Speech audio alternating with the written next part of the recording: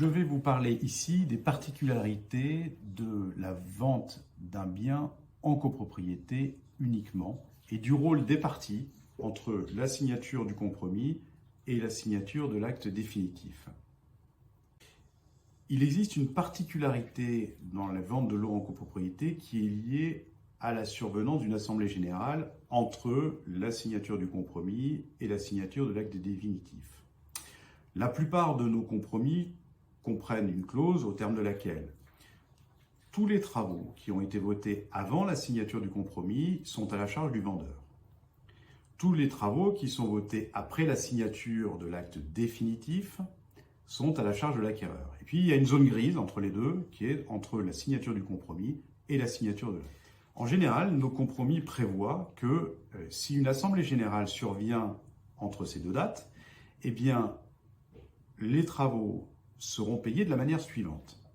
Si jamais le vendeur a envoyé à son acquéreur l'ordre du jour de l'Assemblée générale avec un pouvoir pour voter, eh bien c'est l'acquéreur qui prendra en charge les travaux qu'il a votés et à qui ils bénéficieront. En revanche, si le vendeur a omis d'envoyer l'ordre du jour ainsi qu'un pouvoir pour voter, à ce moment-là, l'acquéreur n'a pas été en mesure de pouvoir voter ses travaux et donc il reste à la charge du vendeur. Il est donc essentiel de respecter la procédure qui est inscrite dans le compromis de vente et qui consiste en général à envoyer par lettre recommandée à l'acquéreur l'ordre du jour, la date de l'Assemblée générale ainsi qu'un mandat pour voter. De cette manière, tous les travaux qui ont été votés resteront à la charge de l'acquéreur.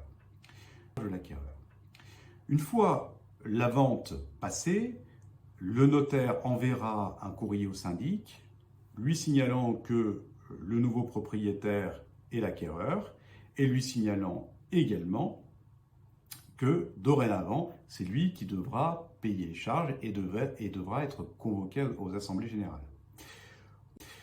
Au jour de la vente définitive, le notaire vous aidera à faire ce qu'on appelle les prorata de charges de copropriété. Si jamais la vente se passe en milieu de trimestre, eh bien, le vendeur aura payé toutes les charges de copropriété du trimestre, donc l'acquéreur devra lui rembourser au prorata temporis du jour de la signature jusqu'à la fin du trimestre.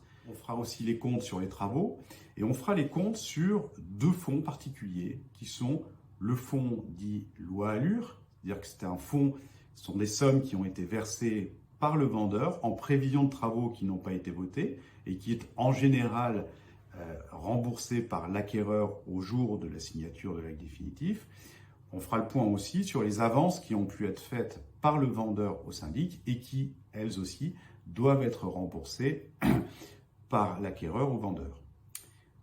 Merci de nous avoir suivis et je vous renvoie toujours à notre tuto pour qui est la ligne directrice, si vous voulez, du rôle des parties entre la signature du compromis et l'acte de vente, qui est le tuto qui a été fait sur le rôle des parties entre le compromis et la signature de l'acte dans le cadre d'une maison individuelle.